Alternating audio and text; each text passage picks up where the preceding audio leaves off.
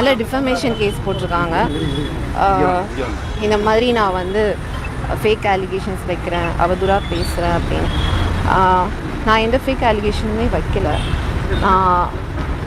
நான் இப்போவும் ஃபைட் பண்ணுறது இந்த குழந்தைக்காக மட்டும்தான்.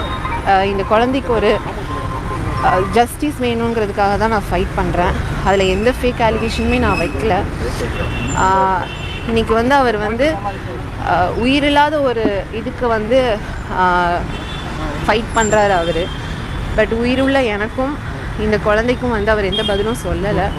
இன்றைக்கி வந்து என்னையும் அவரோட குழந்தையும் வந்து கோர்ட் வாசலில் வந்து நிற்க வச்சிட்டாரு.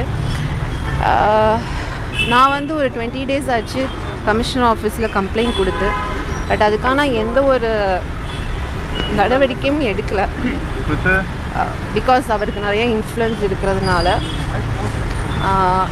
வெளியே வந்து அவர் வந்து நிறைய பேர்கிட்ட வந்து சொல்கிறாரு, இந்த மாதிரி நான் இவங்களுக்கெல்லாம் ஃபுட் பண்ணியிருக்கேன், ஜட்ஜுக்கு ஃபுட் பண்ணியிருக்கேன், நிறைய செலிபிரிட்டிஸ்க்கெலாம் பண்ணியிருக்கேன், ஸோ என்னை எதுவும் பண்ண முடியாதுங்கிற மாதிரி வெளியே பேசிகிட்ருக்காரு.